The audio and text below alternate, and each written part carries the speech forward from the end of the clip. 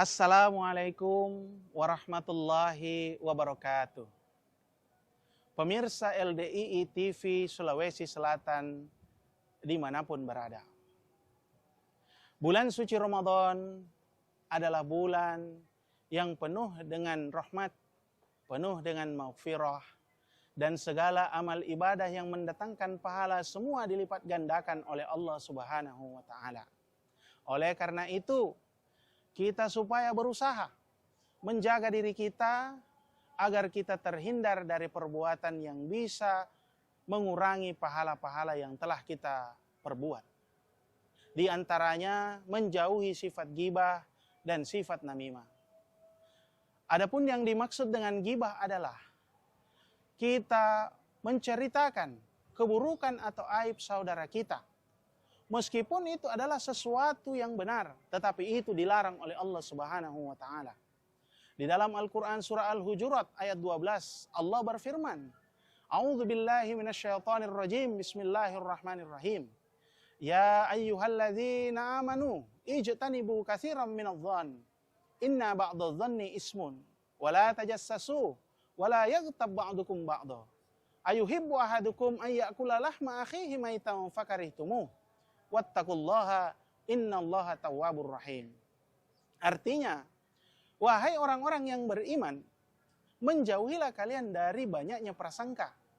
Karena banyak prasangka adalah berdosa. Dan janganlah kalian meneliti kesalahan saudara kalian. Janganlah kalian menggunjing, menceritakan sebagian kalian dengan sebagian yang lain.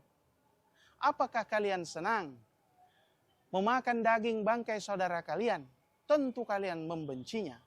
Maka bertakwalah kalian kepada Allah, sesungguhnya Allah Maha menerima taubat, lagi Maha menyayangi. Jadi sifat ghibah ini harus kita jauhi. Kemudian sifat namimah. Yang dimaksud dengan sifat namimah adalah menyebarkan perkataan seseorang kepada orang lain dengan tujuan untuk menimbulkan permusuhan. Ini juga adalah sesuatu yang dilarang oleh Allah Subhanahu wa Ta'ala. Termasuk dalam sabda Rasulullah sallallahu alaihi wasallam bahwa la yadkhulul jannah an-namam. Tidak akan masuk ke dalam surga orang yang suka mengadu domba. Hadis diriwayatkan oleh Imam Muslim. Dua hal ini harus kita jauhi. Kenapa? Karena ada dampak yang akan kita terima ketika kita tidak menjauhi dua hal ini. Yang pertama, dampak buruk yang kita dapatkan adalah tentu pahala puasa kita akan dikurangi oleh Allah.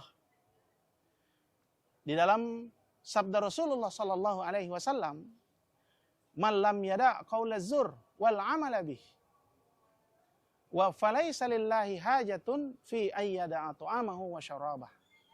Artinya bahwa barang siapa yang tidak meninggalkan pada ucapan dusta dan perbuatan dusta, maka tidak ada hajat bagi Allah untuk memberinya pahala dari meninggalkannya orang itu pada makan dan minumnya.